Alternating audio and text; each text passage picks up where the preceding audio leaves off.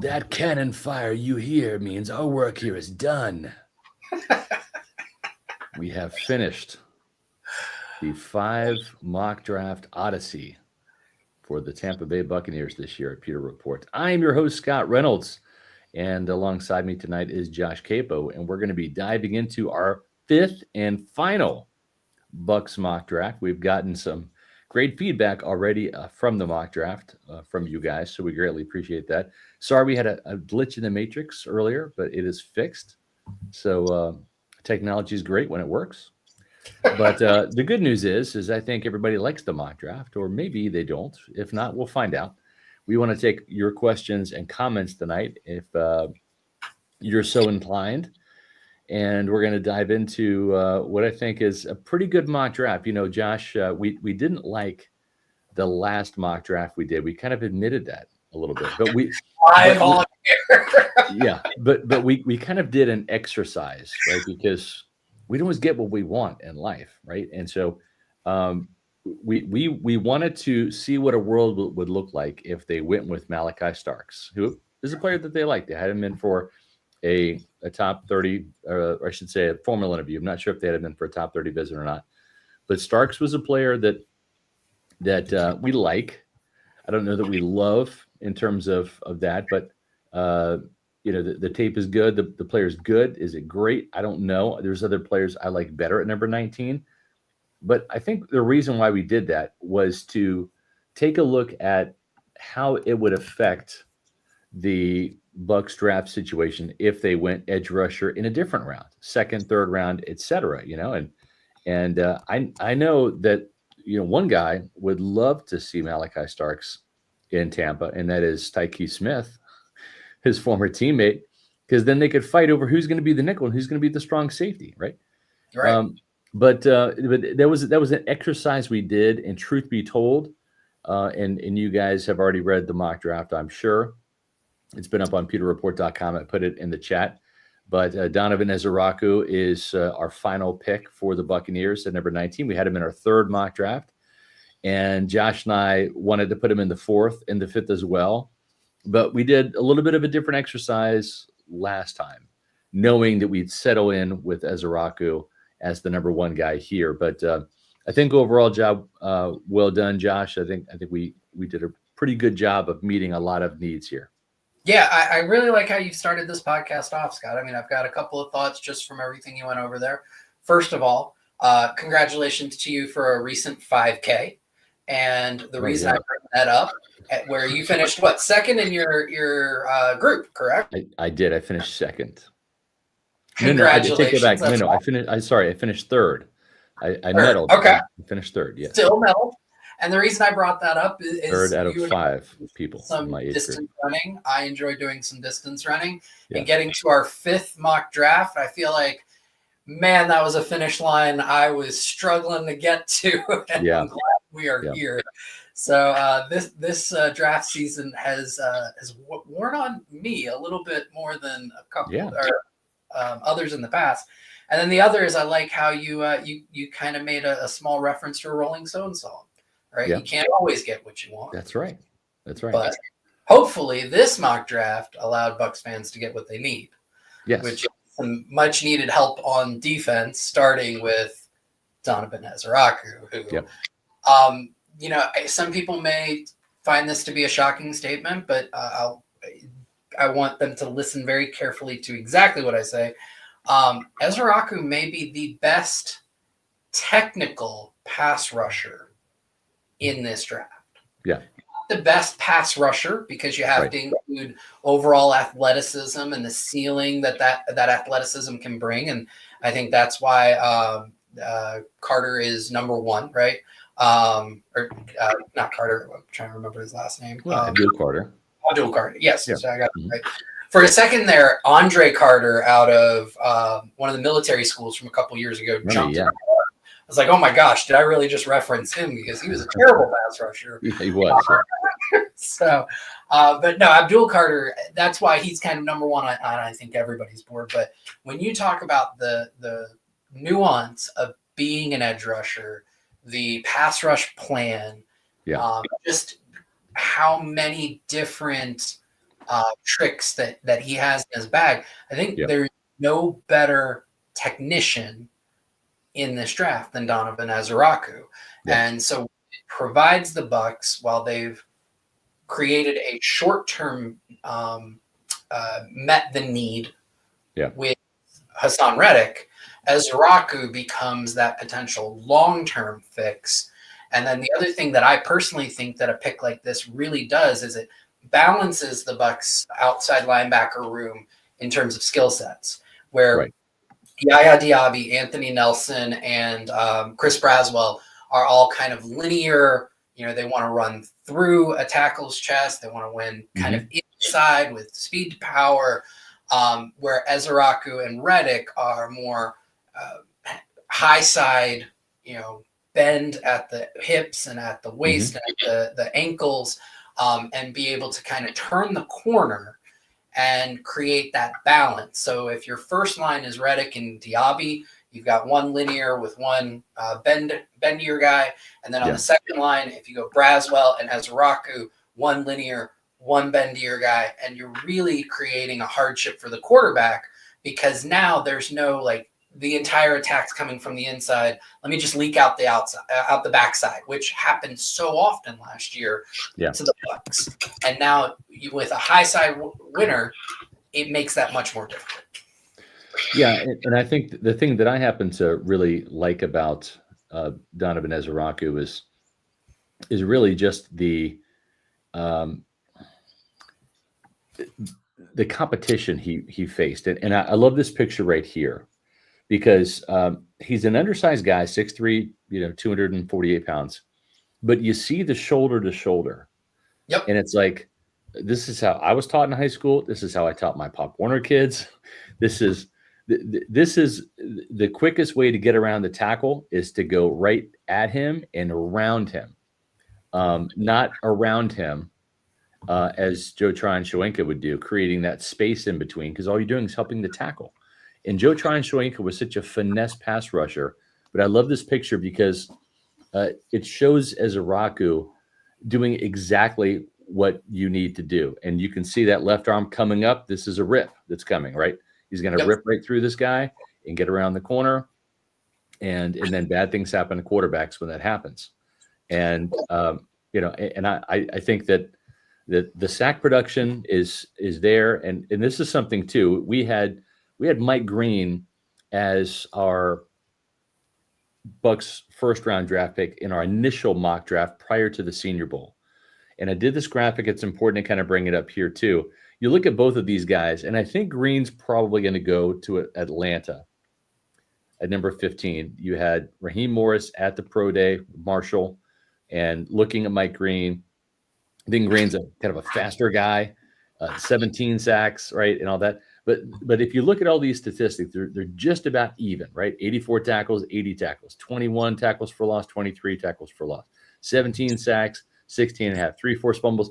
But then you get to the 20 quarterback hits.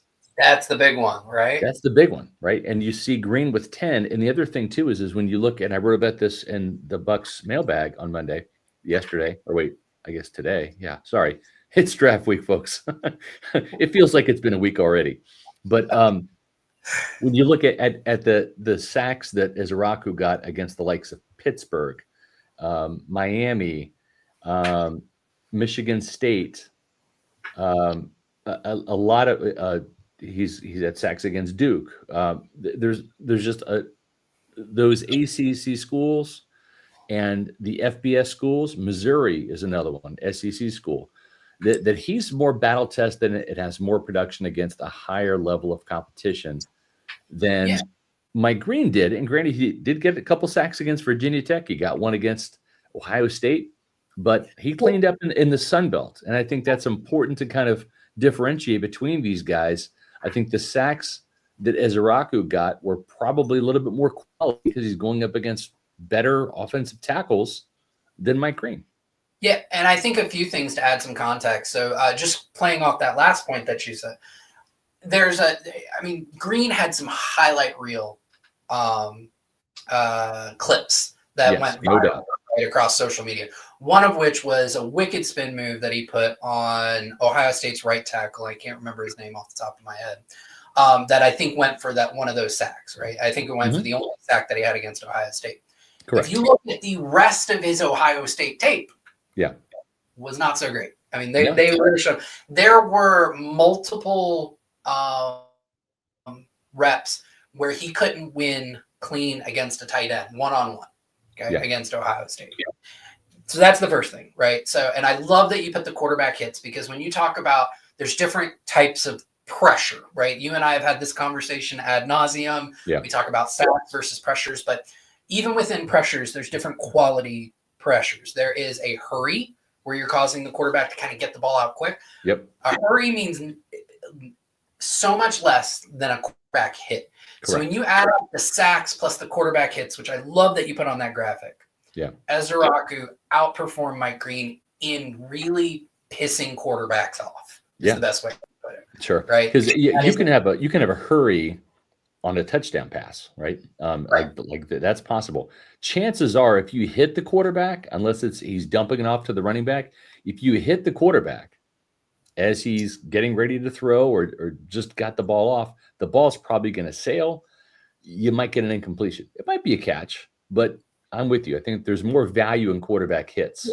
And the cumulative value, right? Over the course of the game, if you keep hitting a guy, even if he gets the ball out, it becomes something that he is legitimately worried about every time he takes a snap. So that's right. The other thing is for our viewers who are looking at this graphic, and you go to the size comparison, right? So Green is taller, he's a couple pounds heavier, right? So you would think that he is a more NFL caliber body type, and that could not be further from the truth, because Ezraku is a really weird frame, but in a kind of a good way when you look past just the height and weight.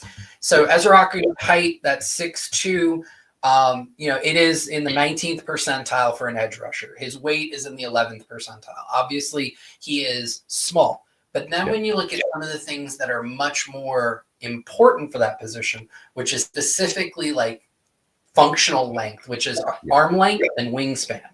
His arm length is 34 inches. That is the 70th percentile. And his wingspan is 82 3/4. That is the 85th percentile. So he has the functional length to keep tackles off his frame. Whereas you compare that to Mike Green, whose height is in the 42nd percentile. Okay, 6'4", that's about, median, right? And then his weight is in the 18th percentile. So he's a little bit lighter. Arm length is the 8th percentile. Mike Green's arms are only 32 inches, and his wingspan is only 77 5/8 inches. So 11th percentile.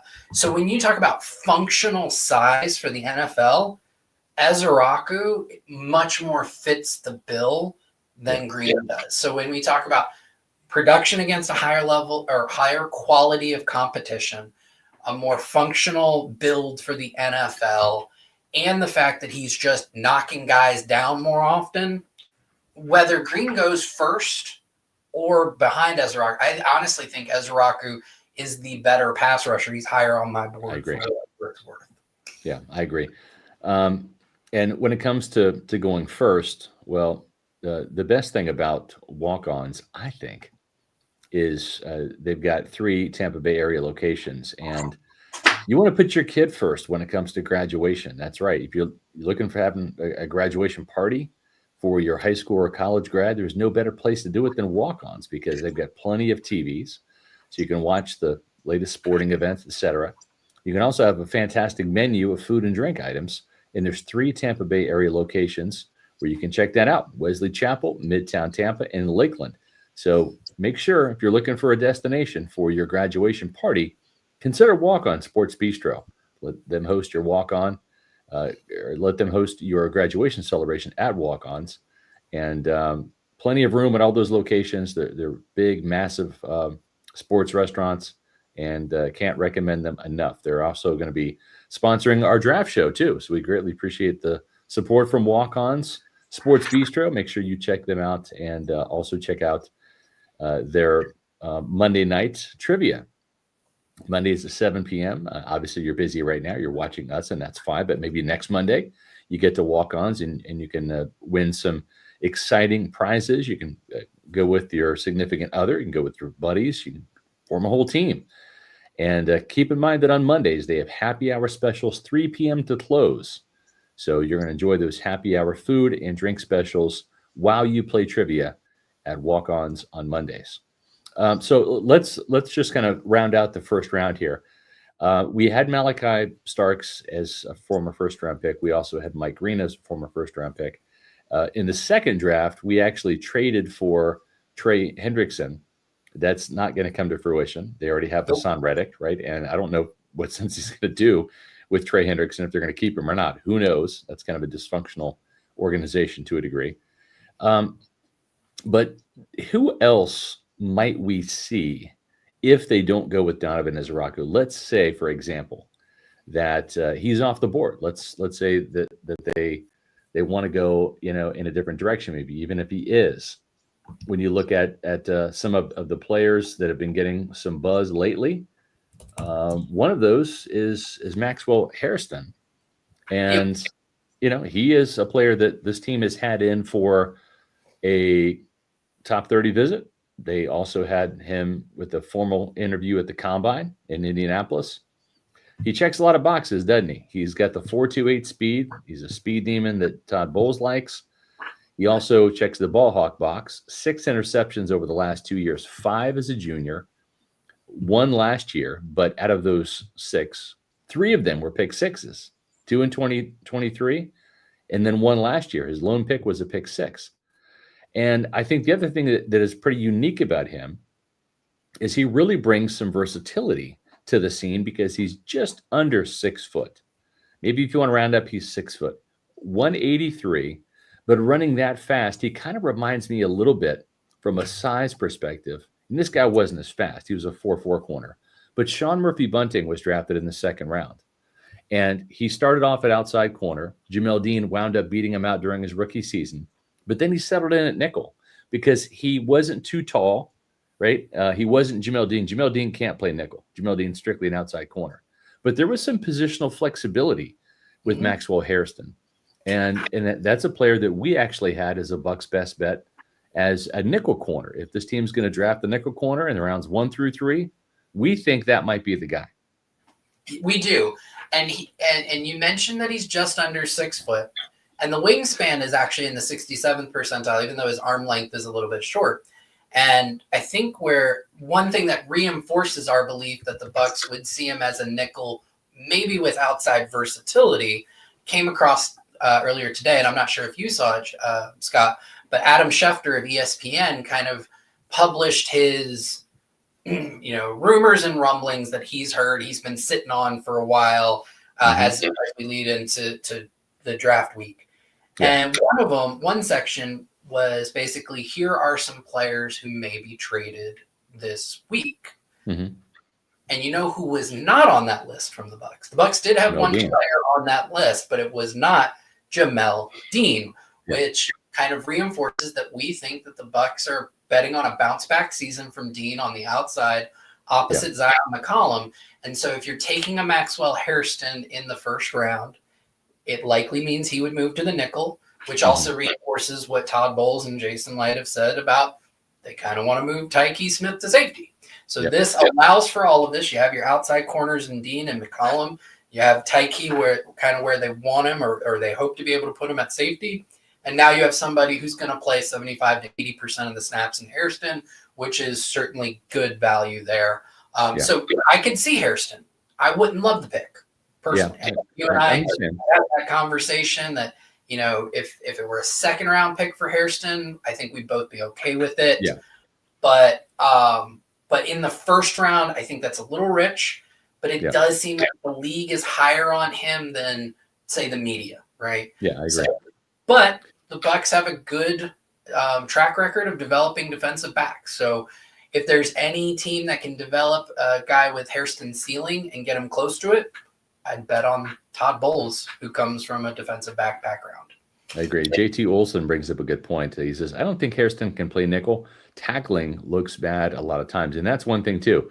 is Rondé Barber, who was the original Bucs nickel corner, that once told me, he's like, you're not really a nickel corner. You're really the third linebacker. You're just a coverage guy, and you got to be able to tackle. You got to be able to tackle in the run game. You got to be able to tackle in the middle of the field, whether you're guarding a tight end, whether you're guarding a slot receiver, whoever. And that's probably the weakness right now. Not that it can't be addressed or fixed or improved, but he's not coming to Tampa Bay as a really good tackling corner. And matter of fact, we've got a couple of cornerbacks we're going to talk about next that are pretty good tacklers. And our second round pick for the Tampa Bay Buccaneers is a corner that we both like, and this is no stranger. We've had him in our mock before. Savon Revel Jr., East Carolina, coming off the ACL just after his third game of his senior season. He got injured in practice. It happened in September. He's had the ACL surgery. He's been cleared. If he's not ready for, say, rookie minicamp and OTAs, he'll be ready for training camp. So that's the good news there. But really good prospect in terms of size, speed, probably somewhere between a 4.3 and a 4.4. Of course, he wasn't able to do any athletic testing this offseason, recovering from the ACL. But you do like the fact he's got a little bit of a nose for the ball, had one interception and a fumble recovery for a touchdown during his junior year. Then the last year, only in 3 games, had 4 pass breakups and 2 interceptions, including a pick 6. So he was on his way to having a really good senior year. There's a chance because of that shortened senior season, he might fall to the Buccaneers in the second round. Yeah, it'll be interesting. I think that's very much kind of where he will probably go is mid to late second. I wouldn't be surprised if the Bucs really wanted him, if they might have to trade up a few spots, just because, and Scott, you and I have talked about this offline, the depth at corner gets real thin real fast. That's right. And with Revel, for Bucs fans, when you talk about like the size and the athleticism, very similar to a Zion McCollum. I think one of the best traits about him when watching his tape was his recovery speed. Yeah. He loves to play press. Didn't always succeed. He would miss a jam or get, or would bite on a play fake or a home fake. And then all of a sudden his receiver's behind him. And when I say he was the most athletic guy on the field by a mile, I mean, we're talking receivers got him beat by 6-7 yards. And all of a sudden he is just on it and overruns the receiver and has to end up slowing down on the deep ball to come back and adjust to it. That is how fast his recovery speed is. So he's got smooth hips. He's actually a fairly solid tackler, like you mentioned. Loves to press. And what I really enjoyed about him is he understood how to use space to his advantage. He really liked shoving guys to the outside and then reducing the amount of space that they had to work with by using the sideline as his friend. He's somebody that's going to have to be developed. It's very much, I would say, from a development standpoint, similar to Jamel Dean rather than Zion. In terms of, if you need him on the field year one, you can probably get a high variance type of performance, but there'll be some really great games. There'll be some really terrible games. And by year 2, he's probably ready to start. Whereas Zion, it was year 3 before that development was more consistently, you felt good about it. Yeah. And I think there's something to what Buccaneer Bryce has to say here too. And that's why we kind of have him on our graphic on the front, because this is going to be a beauty is in the eye of the beholder draft. And Jason and I kind of talked about this a little bit. There's going to be, I would say from 15 on down, there's going to be guys taken in the first round that a lot of the mock drafts out there in the media spectrum have listed as second rounders. And there's going to be players drafted in the second round that these media talking heads on ESPN or NFL Network are going to say, wow, this is really great value. They're getting this guy who I had number 18 on my board at number 44. Okay, that might be the case on your board, Mr. Talking Head, but the reality of it is that's not how the league sees it. This is going to be, if you see your player, you want your player, go get your player, because there's not a lot of consensus in this draft. There just isn't at a lot of positions. And so I think that that a player like Savon Revel Jr., I'm not going to rule out him possibly getting selected in the first round. If the team likes someone like that, they're going to draft him. And he says traits and measurables alone. I think it's crazy to think that Revel Jr. gets out of the first round. Hard to think a team wouldn't take a flyer on him in the first. And that I think is the appropriate term, a flyer, because he's more on potential than production because of that injury shortened senior season.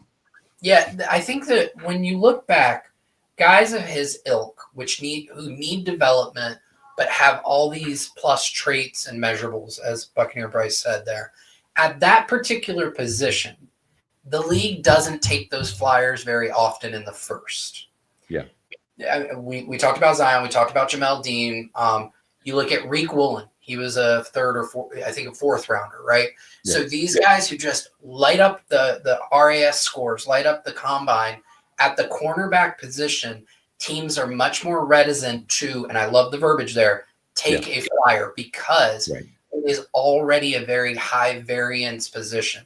So I think at corner specifically in the first round, teams are much, much, much more likely to say there has to be really, really good, sound, technical tape for us to feel comfortable taking that position in the first round.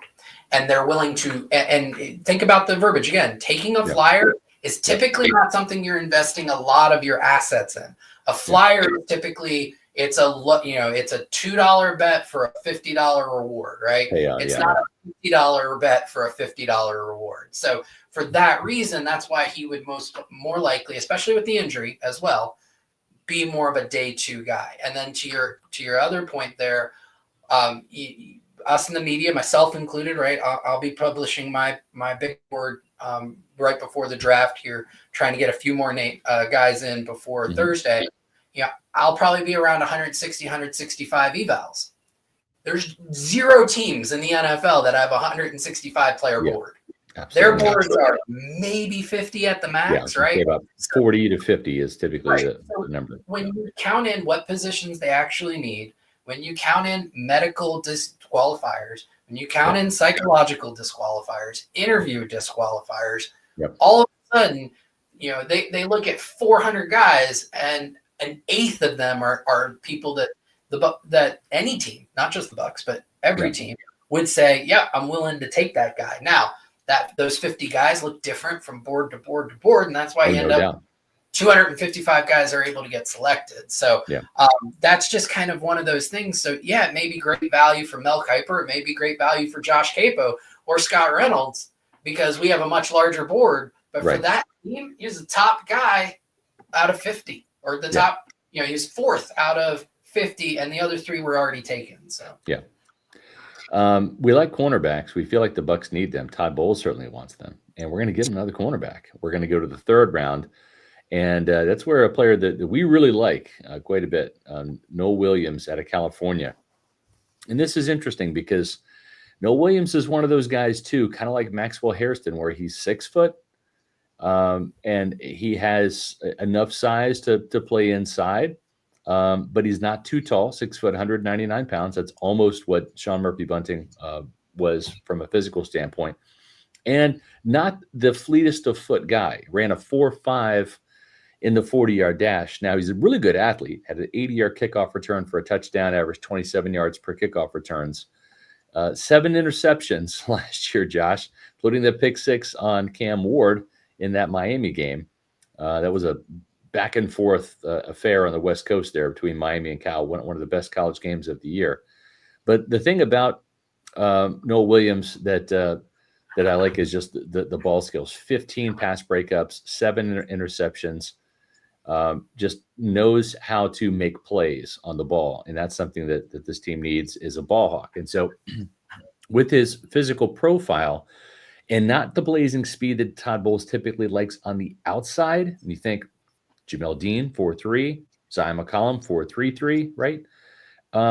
He might be that nickel candidate that we were talking about with Maxwell Hairston. And the exchange you're getting is you're not getting the 4.28 speed, but you're getting a really good tackler, a really tough inside guy that I think with his instincts and eye for the ball, I think he can play nickel and he has enough size where he can also play outside. So kind of like we were talking about with Hairston, you have a kind of a flex guy.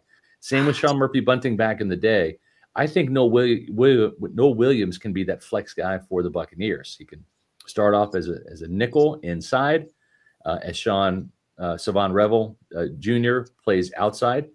But then you have that ability for him to be an outside guy in a pinch, because that's where he played a lot at Cal. Yeah, absolutely. So it used to be with Nichols, it was kind of the guy who couldn't cut it outside, right? Like that used to be outside of somebody like Rondé Barber. That was very much kind of how NFL teams, he's too short to play on the outside, we're going to put him on the inside. That was against all these spread offenses of the early 2010s. Yep. And now you see NFL offenses are so condensed all the time. Cornerback has its own skill set that it almost requires. And in a lot of ways, it requires a better athlete than on the outside, because you have to do so many things. You have to be able, you have to have the hip flexibility and fluidity to be able to, match up against inside or two-way goes and still get vertical if need be. But at the same time, you have got to have a fighter's mentality, a tenacity in your mindset to be able to set an edge against a 260-pound tight end or potentially a flowing tackle out on a crack toss or some type of outside zone, and pick him up and not just get engulfed and lose your gap. And Noel Williams has that.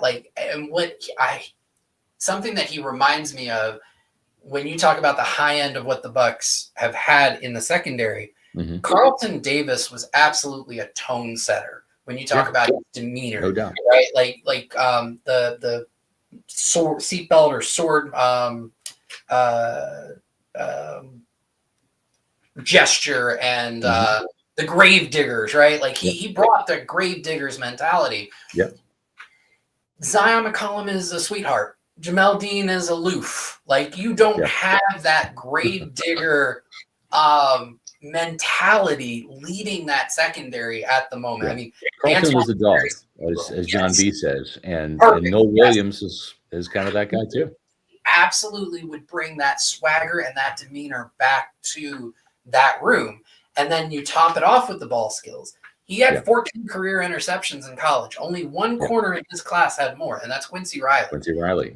So he brings the playmaking skills. He can press. He loves to jam.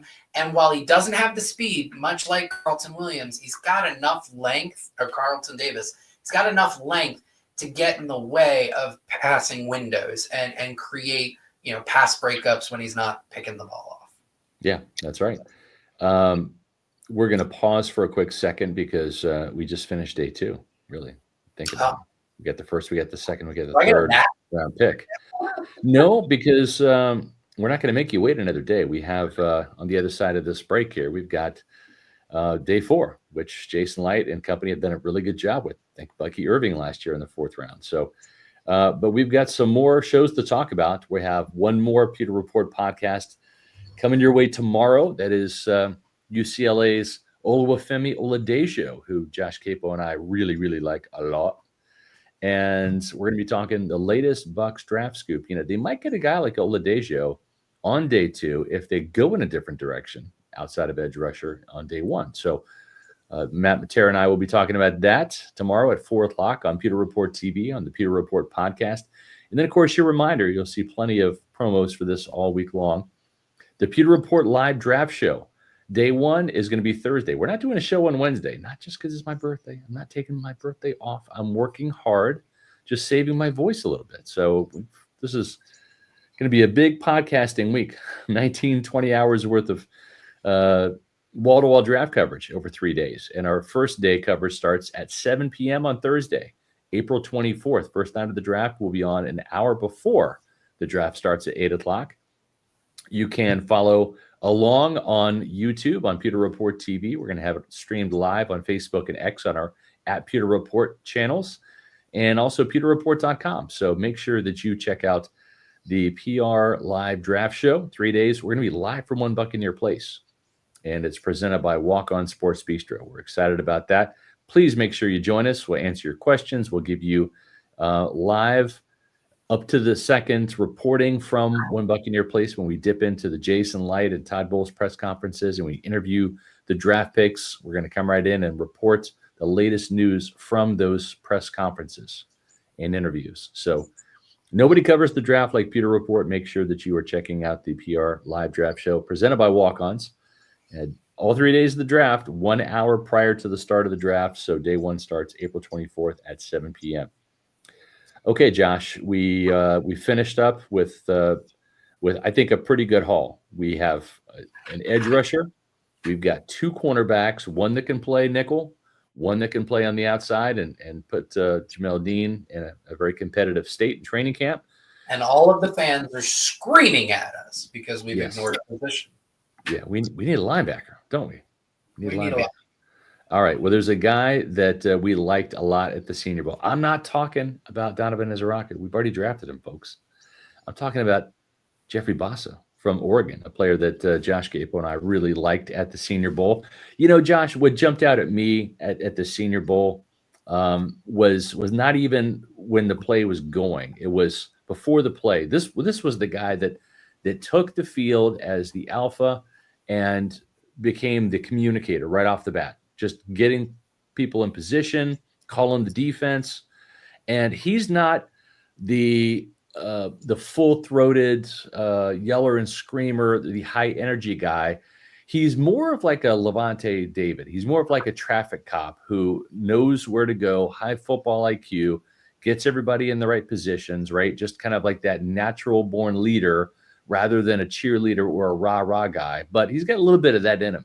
But former safety at Oregon, grew into the linebacker position. And he's he's a pretty exciting player, good in coverage. I think he's probably better as a Mo backer. When I say Mo backer, I mean money backer.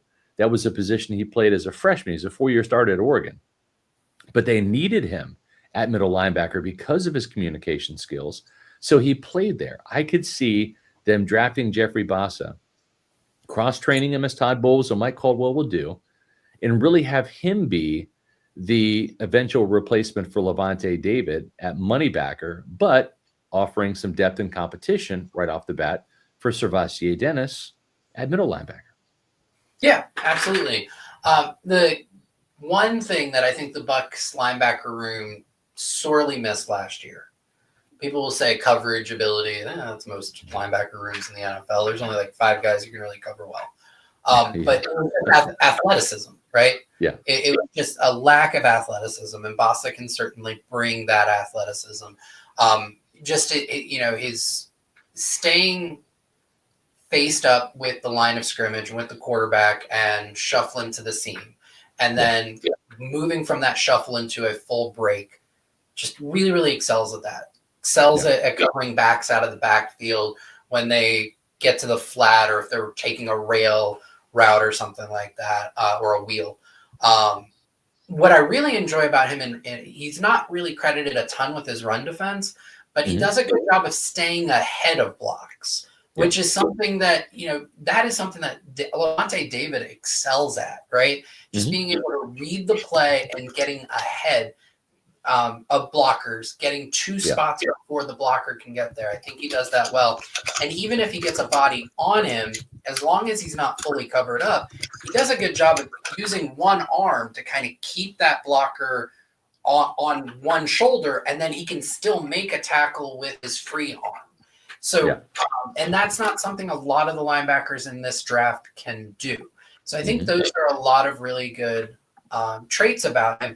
And then the last thing that the Bucs got burned on a lot last year is he runs the seam really well. Like, he does.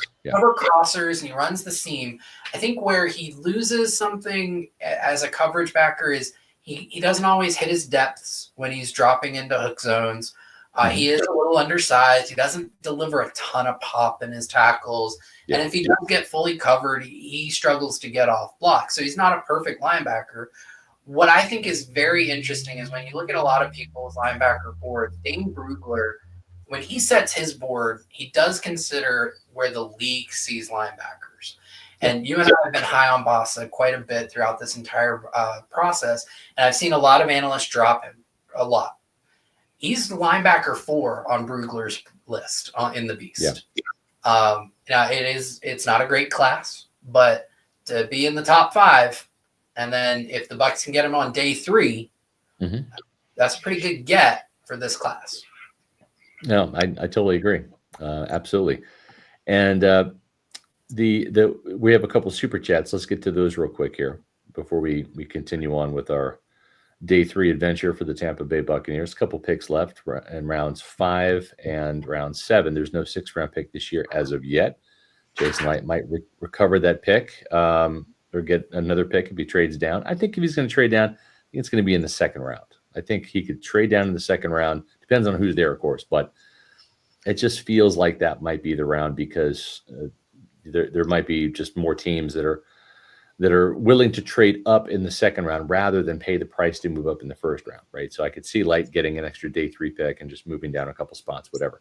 But we have a couple of super chats here. One from Fear Factor 1906, $4.99 super chat. Thank you very much.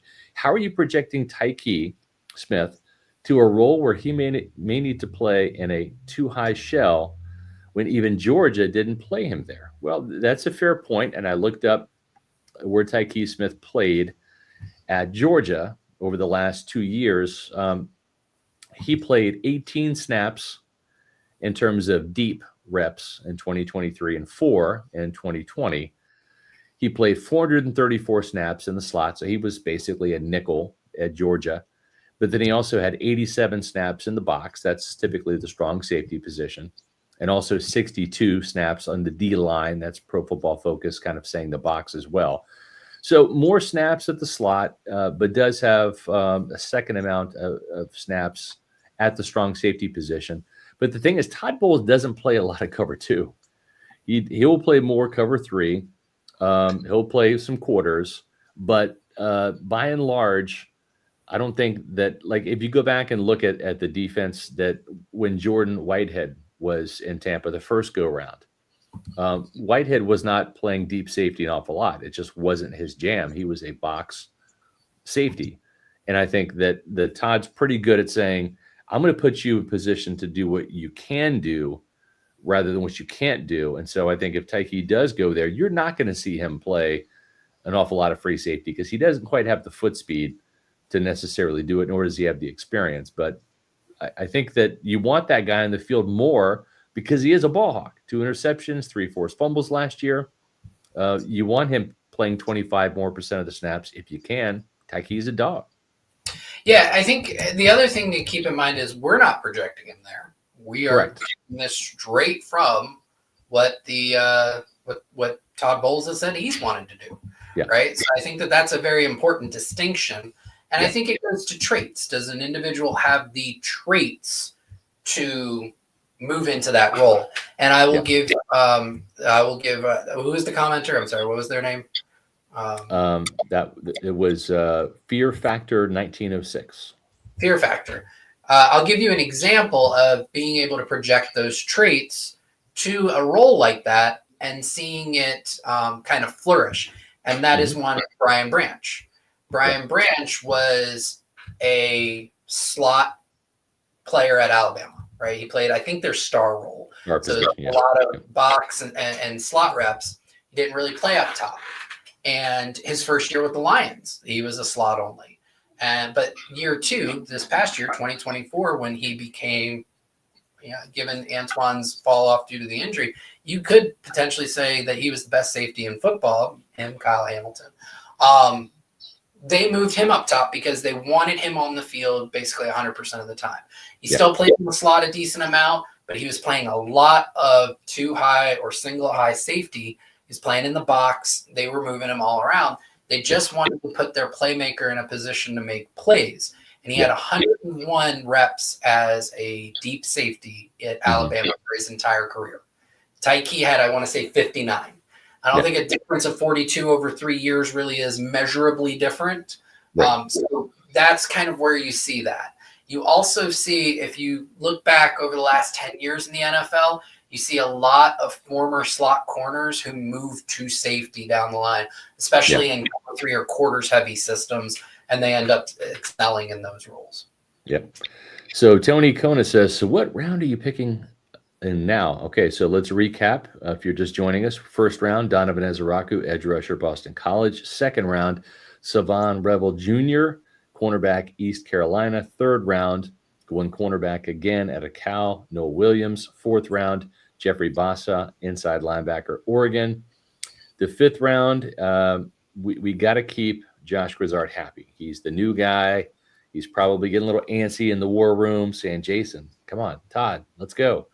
Give me a wide receiver. So, okay, in the fifth round, not my favorite wide receiver, but again, as Josh points out, this is what we think the team's going to do, not necessarily what we would do. But the Buccaneers do get Jalen Lane out of Virginia Tech, a speedster. We know Josh Grizzard likes fast wide receivers. He came from Miami, where they had Jalen Waddle and some guy by the name of Cheetah, Tyreek Hill. So this is a player that blazed a 4.34 in the 40-yard dash, almost had a 1,000-yard season 1 year at Virginia Tech, was a bit of a gadget player in terms of end arounds, wide receiver screens, etc. But the speed is no joke. He's a fast guy, also a punt and kick return guy. So he does add special teams value there. They really need an upgrade from a speed receiver component over Trey Palmer, who underwhelmed last year, and not just as a receiver, Josh, also as a punt returner.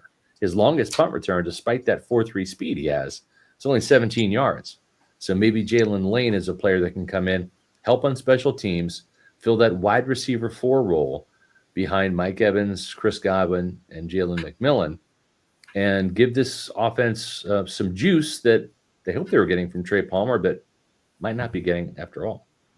Yeah, he's just electric with the ball in his hands, and just such an explosive athlete. I think he jumped like a 40-inch vertical, if I remember correctly, and what was it, 11 feet on the broad jump, and those are both over the 90th percentile. And you add that to the 4.3 speed, and he just has a really firm understanding of spacing and how to make guys miss. And that can be especially dangerous in an offense that schemes guys open and gives them the opportunity to create yards after catch without accounting for just natural ability to do so. So that I think is really, I think the Bucs are continuing to search for that. I think that they like what they have in Cameron Johnson, but he didn't do a great job of staying on the field last year. Yeah. And so they're going to continue to look for somebody who can bring that element, can potentially stretch the field and create after the catch. Yeah. And Lane in the fifth round is a really nice dart throw for something like that. I'm trying to find, there was one other thing that I thought was really impressive about his profile. I just wanted to make sure I had So in 2024, on just 38 catches, if you had to guess how many tackles or how many missed tackles he forced, what would be your guess? I don't know. 13. That is an almost 40% missed tackle force rate. That is absolutely incredible. While averaging over 8 yards after the catch per catch, so if you will. So he's a smaller guy. He's probably somebody you're going to put in the Z role. Probably not the F for the Bucs, because that requires a little bit more body mass and the ability to, block and set the set the run game up and do some of that dirty work. But he can move in space. I actually think he's a fairly nuanced route runner myself, and his foot speed allows him to beat press more than you would think for a guy his size. Yeah. So Sal319 says, so y'all just gonna write Cam Jordan off? I don't like this pick. Cam Jordan's got to get healthy. Like he, you can't make the club in the tub, and he's got to show he can do it. He flashed a little bit in practice, missed some preseason time, and really missed quite a big chunk of his rookie season. So there's nothing wrong with getting competition. Let's not forget that Cam, Jordan is, Cameron Johnson. Sorry. Yeah. Cam Johnson is a undrafted free agent too. Right. And that's you don't hand out roster spots to undrafted free agents who barely played in like 6 games. Yeah. The Bucs can like him. You can like him. Everybody can like him. That's not a bad thing. but you don't sit there and say, oh, we're set. Yeah. You give that guy competition. You say, absolutely, we like you. We think you can do great things, but we are going to hedge our bets, and we are going to force you to beat out this guy. The other thing to keep in mind, and I'll stop you right there, Josh. It's just like drafting Donovan Ezraku. You're not giving up on Chris Braswell. Not at all. But you're pushing him, and you're also getting an insurance policy, a safety net, just in case he doesn't pan out, right? Or just in case Hassan Reddick doesn't pan out either. The other thing to keep in mind for what was it, Bucs 319 or whoever it is, a 5th round pick is not guaranteed a roster spot. Correct. So you draft Jalen Lane, you say, hey, Jalen, Cam, I got one spot for your skill set. Yep. Whoever wins it, wins it. The other guy's going to the practice squad. There's a good chance you can get a 5th rounder onto the practice squad, especially in a draft like this, right? Yep. So it's not that you're saying we're writing off Cam Johnson because we drafted this guy and he's guaranteed that spot. Right. Far from it. You're saying we're elevating the odds that somebody fits this role and has an impact for this team out of the 2. And you let them decide who it is. That's right. I agree. Ayanote, $4.99 super chat. Thank you. Sorry I didn't get to this beforehand. And let's try this again for more money. Sorry about that. But we do appreciate your super chats and your support. If Mike Green and Donovan Ezraku are off the board, would you take Jahdae Barron to immediately step in as our next Rondé? I would. I would in a heartbeat. A couple things with that. I don't think he's going to be there. I think he's going to go in the top 15. And I think Tampa Bay kind of senses that too, because they didn't interview him at the combine, to our knowledge, nor did they bring him in for a 30 visit, to our knowledge. So I just don't have any evidence that the team likes him. And I haven't heard anything outside of that. And it might just be a thing where they chalk it up to, hey, we're not going to do, much evaluation on Abdul Carter. We're not going to do much evaluation on Travis Hunter. Now, these are 2 very high picks, and I don't know that Jahdae Barron's going to be in the top 15. He could be in the top 12. He could be in the top 10. I don't know. But he's a damn good player. He can play outside. He can play inside. He can play safety. Very versatile guy. I like him. He's a ball hawk. I just don't think that he's going to be there. And so that's part of the reason why we haven't hardly mentioned him at all, is we just don't think he's going to be there. What's really cool about Barron, and where I don't think he quite gets the flowers that he deserves, is some of his best reps aren't highlights. It's just him forcing the ball somewhere else. Quarterbacks don't want to throw his way. I've been toying around with kind of trying to create kind of a metric, call it a turn down rate.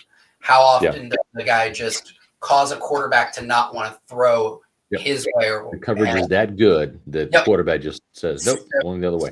So I tested it on like the top 4 or 5 corners in this draft. Number 1, no surprise, Travis Hunter. He basically, quarterbacks were throwing his direction 22.5% less than they normally throw to that direction. Yep.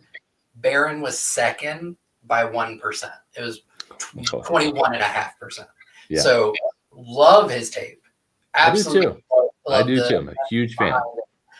He doesn't really fit the Bucs size threshold for an outside guy, and I think some teams may look at him as an outside guy. I would love him in the nickel. I think he'd be phenomenal. No doubt. I'm with you on that for sure. Before we get to our final pick here, let's remind you that the place to go for food and drink and for sports is Walk-Ons, the exclusive sponsor of our mock draft series, and they'll also be the title sponsor for our 3-day draft show. We're excited about that. There's 3 Tampa Bay area locations to serve you: Wesley Chapel, Midtown Tampa, and Lakeland. And they've got a brand new transfusion cocktail made with Kettle One vodka that is dynamite. It's available now through the Zurich Classic, so par for a good time. The thing you want to do when you go to Walk-Ons is download their Walk-Ons Rewards app. Every time you go, you're going to get points, and you can even get points for ordering special things off the menu during certain times. And I've already racked up like a bunch of appetizers just from going to Walk-Ons, checking in, and it's a great app. So make sure it's free to download, free to use, the Walk-Ons Rewards app. It's fantastic. Another fantastic thing they have is their happy hour. You're not going to beat this, folks. The happy hour at Walk-Ons is just about bar none. Monday, 3 p.m. to close. We already talked about trivia night on Monday night. So you have trivia night at 7. You have walk-ons, happy hour, 3 to close on Mondays. Tomorrow, Tuesday, all-day happy hour plus $5 Tito's. You have 2 happy hours on Wednesday and Thursday. Now, why is that important? Well, because the NFL draft is on Thursday. So you get to watch the draft during their happy hour times. You can get there early and have dinner. And then from 9 p.m. to close, you can feast on their happy hour menu while you watch your Tampa Bay Buccaneers select. What am I talking about? $3.99 domestic pints, $5 premium house pours or happy hour wines, $5.49 22-ounce domestic drafts, $4 get you the hush puppies or the onion rings, $7 get you the boom boom shrimp, the half waffle cheese fries, or the spinach and artichoke dip, which is a personal favorite of Ashley and I. We love that. And then $8 will get you the boneless wings or the cheeseburger sliders. We love the cheeseburger sliders. Great food, great times. Eat like a winner, drink like a champ at Walk-Ons. 3 locations: Wesley Chapel, Lakeland, and Midtown Tampa.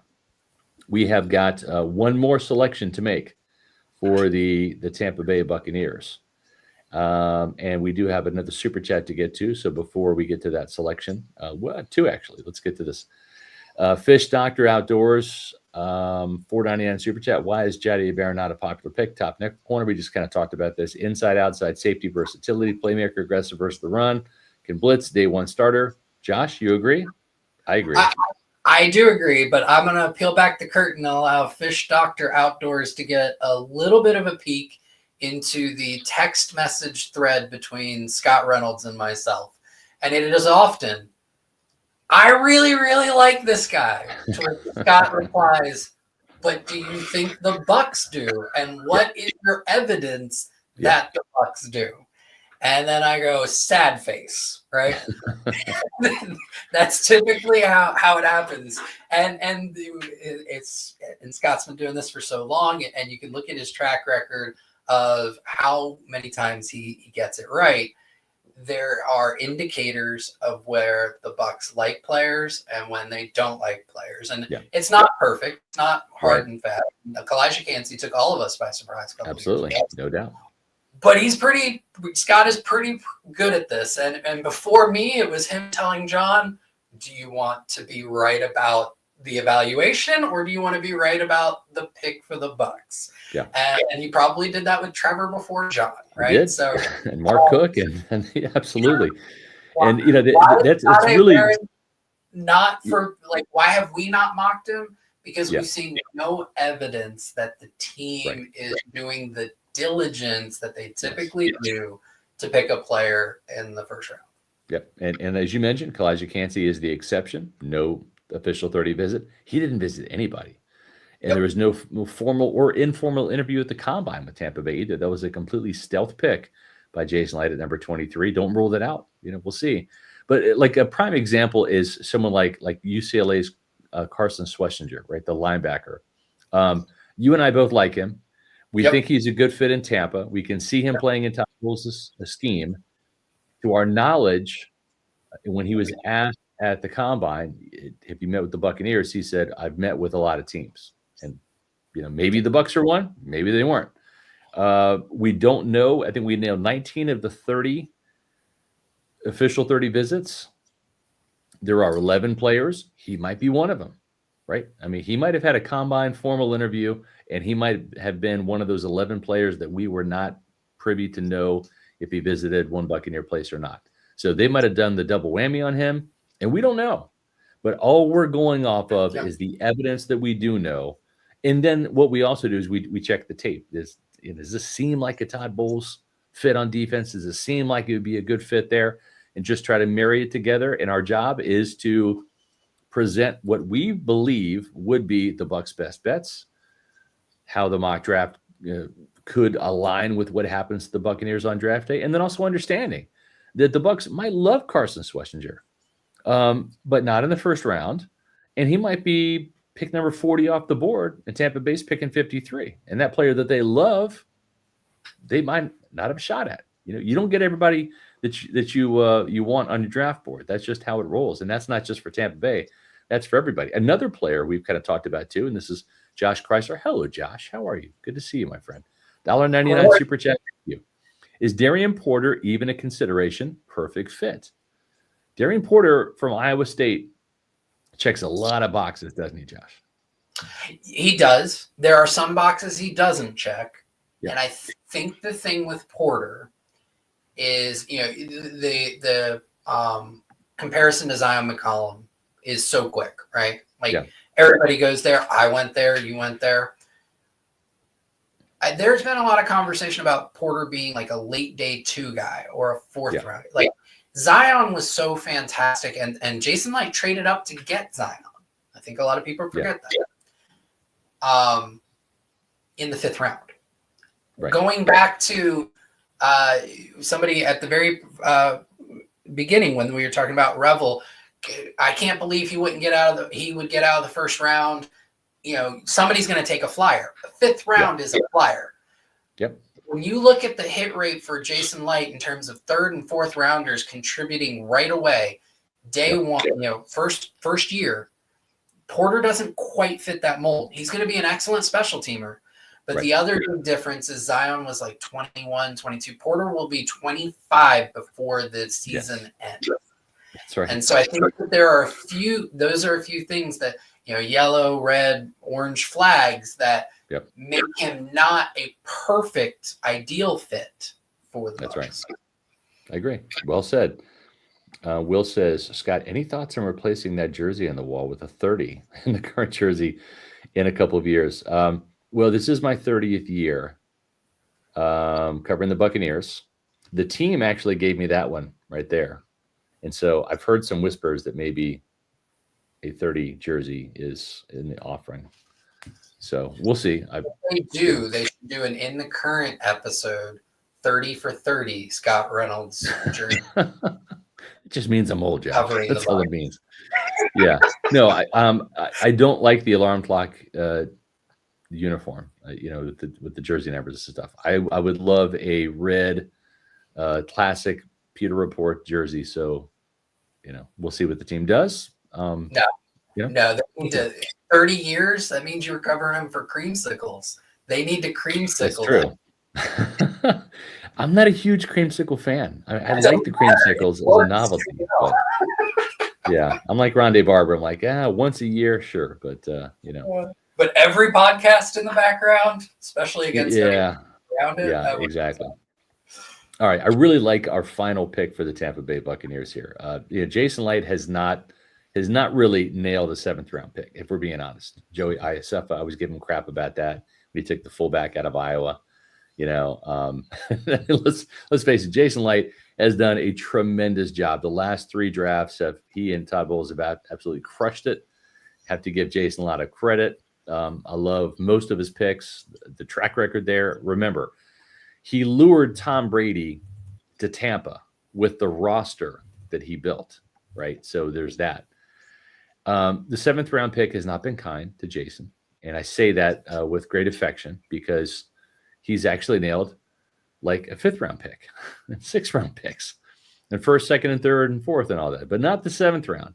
But maybe, just maybe, this is the year of the Tonka Hemingway, South Carolina defensive tackle. I don't know if Tonka is going to be there in the 7th round, but Josh, this is such a deep, talented defensive tackle draft class that he just might be there, or someone of his caliber might be there, like a 5th round graded prospect slides to the 7th round just because there's not enough teams that need defensive tackles. There's just so many defensive tackles in this draft class. But this is a fumble recovery for a touchdown.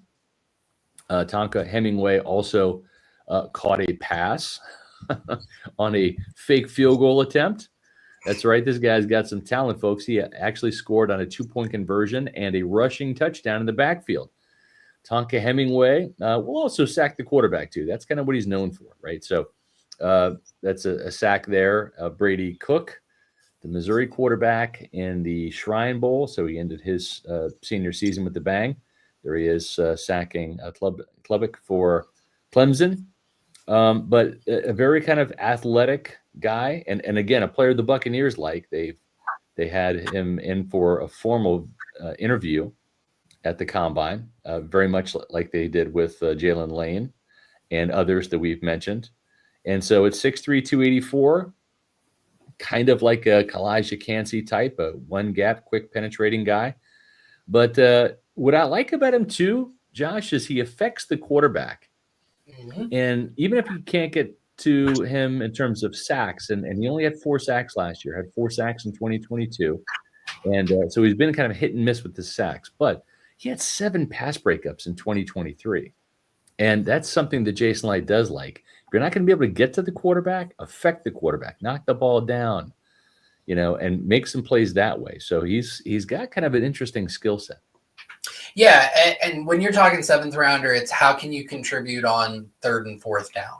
And I think he's a perfect kind of 3rd and 4th down contributor. I think that he would step right in special teams. He'd be somebody who, with those pass deflections or pass breakups or batted balls, whatever you want to call it, that background, I think, makes him perfect for punt team, makes him perfect for, or I should say, punt return team, field goal block team. Like it's something he can penetrate a gap, he knows how to get his arms up and get a piece of the football. So that's immediately how he can help on 4th down. That's how you earn a roster spot as a 7th rounder. And then how can he affect on 3rd down? Well, like you said, kind of a one gapper, quick penetrator. He does have shorter arms. So for him, it's all about the footwork. He's a really talented basketball player. He can move laterally really well. Like just his athletic testing, you can tell he's got quick feet. He stays balanced. The other thing that helps you earn a roster spot and allows you to affect 3rd and 4th down as that day 3 guy is your work ethic. And I think all the reports from his teammates, all the reports from his coaches, he's just a high character, high work ethic kind of guy. And, once he penetrates that gap, Kalijah Cansey-esque, he can really disrupt plays, not just in the passing game, but also in the running game by just quickly penetrating a gap and cutting off a run front side or chasing it down backside. And so for all of those reasons, he could be a fantastic pick in the 7th round. It's really like this defensive tackle class has so many. It's pick your poison. Like what type of defensive tackle do you need? Do you need a nose? There's a ton of noses. Do you need a one gapping, penetrating 3 technique?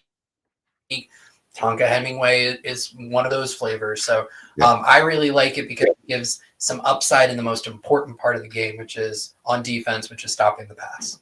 That's right. And Logan Hall's entering a contract year and 5.5 sacks last year. And if he has that again, he's probably going to leave and cash in elsewhere, right? I don't think Tampa Bay, you're paying your 2 defensive starters, right? Vita Vea with the big contract. Kalijah Cansey will get the next big contract. Can't keep them all, right? So you're probably drafting Logan Hall's replacement, and we'll see if Logan has a mediocre year. Maybe he comes back on a 1-year, deal, or maybe he gets that Anthony Nelson, 2-year middle kind of deal to come back and be a wave guy. We'll see, but I do like the pick here. We have another super chat to get to. This is from Will, $5 super chat. Thank you very much, Josh. Brett Coleman and EJ from Bootleg Football were big fans of Sean Dolak, the linebacker to Buffalo. Have you watched him, potential 7th round pick or undrafted free agent? I have not watched him. I got a couple of highlights, so not enough to really qualify it. But for other viewers, I think comparing him to somebody we have in the mock draft, he had more defensive stops, which is what Pro Football Focus qualifies as a tackle that results in a negative play for the offense. He had more defensive stops in 2024 than Jeffrey Bassa had tackles, total tackles. So he's absolutely around the ball all the time. He plays like his hair is on fire. I don't really have a good understanding of like what he's like in coverage, but I do think he will be a day 3 guy that many teams will covet. The stat line is impressive if you're doing some box score scouting, but that's only one part of the equation. He did have 82 solo tackles, 86 assists. That combines for 168 tackles last year. You got to be a good football player. Yeah, that's not luck. That's preparation meeting opportunity. That's being in your gap and making tackles. 19 tackles for loss. This is just last year, folks. 6.5 sacks, 5 interceptions, including a pick 6, and 5 pass breakups. He was an All-American last year. You look at the summary of his career, he had 381 tackles combined at Buffalo, 42 tackles for loss, 12.5 career sacks, 6 interceptions, 13 pass breakups, along with 3 forced fumbles. So he certainly is a productive player. The athleticism and the size are going to get him dinged a little bit if he's got shorter arms.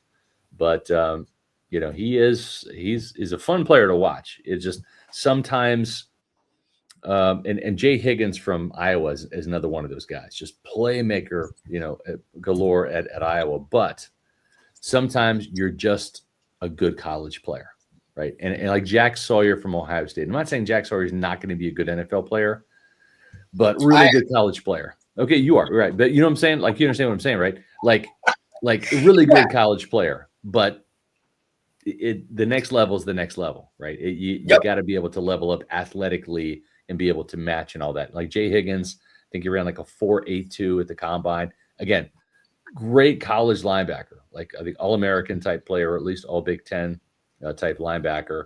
Always around the ball, interceptions, forced fumbles, fumble recoveries, Johnny on the spot, key stops on 3rd and short, all those things. Not a great athlete, and is not going to be, an NFL player. I couldn't sum it up any better. Yep.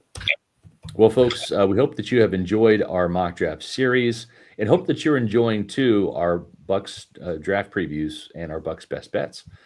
If you want the cheat sheet, we're going to do the cheat sheet for you. We're going to have all of the Bucs best bets in an article on Wednesday on pewterreport.com. So if you didn't have a chance to go through all of the draft previews, we encourage you to do so. But if you didn't, you just want all those Bucs best bets in one spot, we'll get that for you as well. I'll have a Bucs draft insider with the latest inside scoop, probably on Wednesday as well. Again, no podcast on Wednesday, but we are having a podcast tomorrow. Matt Matera, the triumphant return of Matt Matera at 4 o'clock on Pewter Report TV. And we're going to be... I was going to say, have we published my top 10 wide receiver video as well? Not yet. We'll have that tomorrow. Yep. There we go. You heard it first here. More content. Yes.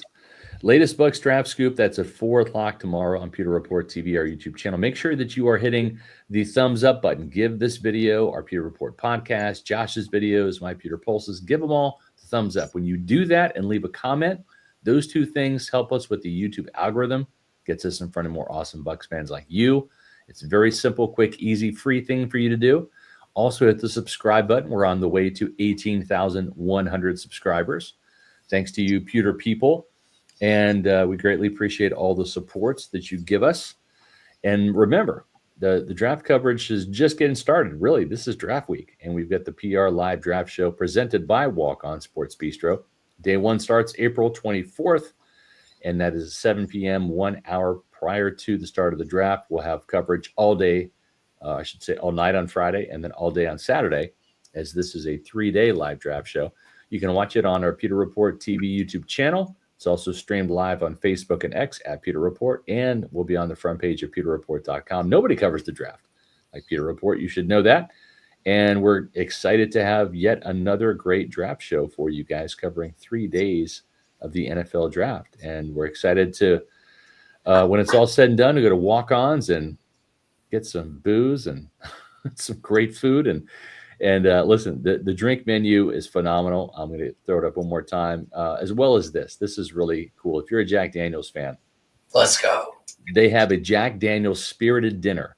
So reserve your seat. This is for May 21st at 6:30 p.m. Enjoy expertly crafted pairings featuring Jack Daniels' finest selections. You can reserve your reservation now. This is at Wesley Chapel, Midtown Tampa, and Lakeland by calling 813-771-7100, or you can email them to reserve your spot. And that's mid-mkt@walkingtallbrands.com.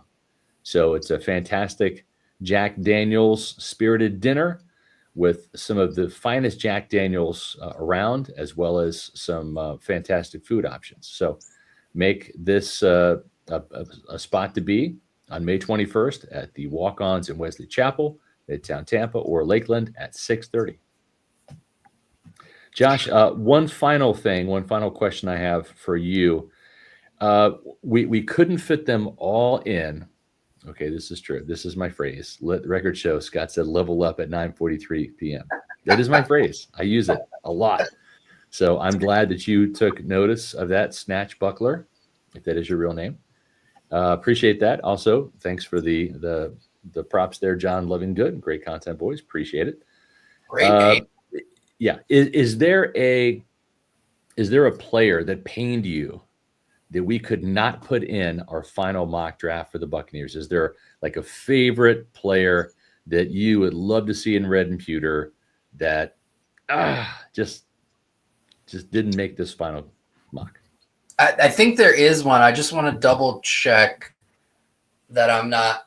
Yeah, there's. I'll do one on offense and one on defense, if that's okay. Okay, let's do it. On offense, Kyle Williams, wide receiver, Washington State. Yep. He is wide receiver 3 on my board. Okay. Like he's somebody. Yeah. It would be terrible value in terms of where he's projected to go, and you probably get him later. But if the Bucs took Kyle Williams at 19, yeah, I wouldn't be mad at it in terms of just I think he's good enough to be the overall pick, right? Yeah. So that's one, closely followed by Emeka Egbuka, who is actually my wide receiver 2. All right. The other on defense, and I think this is one that you and I agree on, is Femi Oladejo. Yep. Edge defender out of what is it, UCLA. So he's just, he's basically like Yaya Diaby light. Huge praise on the character, huge praise on just, I mean, this is a guy who just in his last year in college said, I'm going to learn a new position, and had some really good reps there. I mean, it wasn't consistent tape. There were stretches where he kind of disappeared, but then you'd see some really, he's got to be developed. But just the physical profile, the mental makeup, the everything, everybody raves about him. He's a guy, and he popped at Senior Bowl. He was the first guy you went out together. Went, whoa, who's this dude? Let's watch him. That's right. So those would be one offense, one defense. Kyle Williams. Okay. Well, I guess I'll give you guy today. I'll give you 2 names because you gave me 2.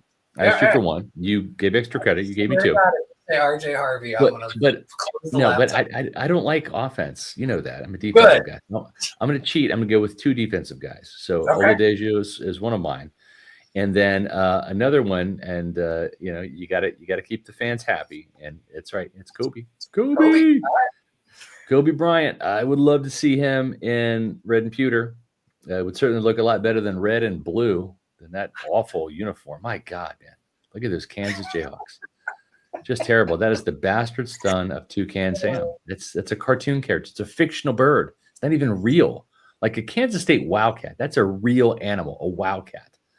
A Jayhawk, there's no such thing. That is a fictional bird. But yes, I love me some Kobe Bryant, to be honest. He's a fantastic corner. I'm a little worried about the size, a little worried about the speed, but the dude's a dog. He's an absolute alpha. And, I'm not alone in my Kobe. I think Felix Schmidt this was from earlier when we didn't pick Kobe. He was like, no, Kobe Bryant. At least that's what I think he's saying. But I think Kobe Bryant would be a great fun fit in Tampa Bay. Got the alpha mentality. He is not a Jayhawk. He is a ball hawk, as Stephen Stansfield correctly said. The frame kind of reminds me of Martin Emerson, but the play style is completely different. Did you see what he said about Martin Emerson on his X account? I didn't, but I can't wait to hear. There was some NFL draft analyst talking head, not you, but someone was. Don't tell me somebody said that he played like Emerson. Oh my God.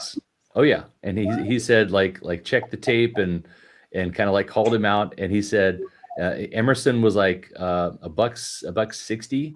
And he's a buck 80. So he's like, I'm 20 pounds heavier than Martin Emerson.